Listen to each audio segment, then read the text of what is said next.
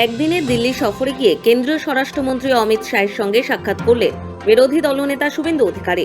সোমবার সকালের বিমানে রাজধানী রওনা হওয়ার আগে শুভেন্দু জানিয়েছিলেন, রাজ্য সভাপতি তথা কেন্দ্র প্রতিমন্ত্রী সুকান্ত মজুমদারের দিল্লির বাসভবনে সাংসদদের সঙ্গে বৈঠক রয়েছে। তবে স্বরাষ্ট্রমন্ত্রীর সঙ্গে সাক্ষাৎ করবেন কিনা সে বিষয়ে খোলসা করে কিছু বলতে চাননি। তবে সোমবার সন্ধ্যায় সাংসদদের সঙ্গে বৈঠকের পর দেখা গেল শুভেন্দু যান শাহের বাসভবনে। সেখানে দুজনের মধ্যে প্রায় আধ ঘন্টা একান্তে বৈঠক হয়। বৈঠকের পর নিজের এক্স হ্যান্ডেলে একটি ছবি পোস্ট করেন বিরোধী দলনেতা।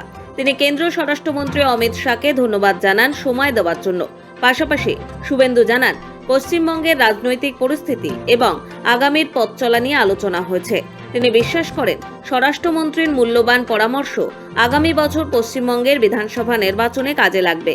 অনেকের মতে, যেহেতু পশ্চিমবঙ্গের 43টি সাংগঠনিক জেলার মধ্যে 25টি জেলার সভাপতিদের নাম ঘোষণা হয়ে গিয়েছে, তাই বিজেপি কেন্দ্রীয় নেতৃত্ব যে কোনো মুহূর্তে নতুন রাজ্য সভাপতির নাম ঘোষণা করতে পারে। তাই নতুন সভাপতির দায়িত্ব গ্রহণের আগে শুভেন্দুর মতো নেতার সঙ্গে আলোচনা জরুরি ছিল বলেই মনে করা হচ্ছে।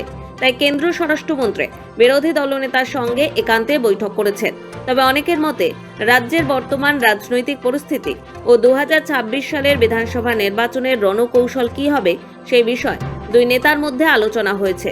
27 ফেব্রুয়ারি নেতাজি ইন্ডোর স্টেডিয়ামের সভা থেকে মুখ্যমন্ত্রী মমতা বন্দ্যোপাধ্যায় যেভাবে ভুয়ো ভোটারের অভিযোগ তুলে বিজেপির বিরুদ্ধে অভিযোগের ঝড় তুলেছেন, তার মোকাবিলা করার জন্য বিজেপির নেতৃত্বের রণনীতি কি হতে পারে সেই বিষয়ে কথা হয়েছে শাহ শুভেন্দুর।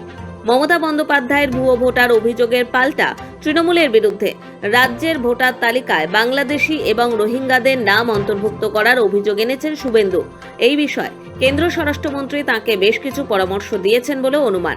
সম্প্রতি যাদবপুরের রাজ্য শিক্ষামন্ত্রী ব্রাত্য বসুর উপর নকশালপন্থী ছাত্র সংগঠনের হামলার ঘটনার পর পরিস্থিতি কোন দিকে গিয়েছে সেই বিষয়ে শাহ খোঁজ খবর নিয়েছেন শুভেন্দুর থেকে। নীতিগত কারণেই যাদবপুর বিশ্ববিদ্যালয়ের অতি বাম ছাত্র সংগঠনগুলির সঙ্গে আদি বৈরিতা রয়েছে কেন্দ্রের শাসক দল বিজেপির। তাই সেই শক্তি যাতে কোনোভাবেই পশ্চিমবঙ্গে মাথাচাড়া না দিতে পারে সেই বিষয়টিও মাথায় রয়েছে কেন্দ্রীয় স্বরাষ্ট্র মন্ত্রকের। তাই শুভেন্দুর মতো একজন বিচক্ষণ নেতার থেকে এ বিষয়ে বিস্তারিত জেনেছেন শাহ, এমনটাই সূত্রের খবর।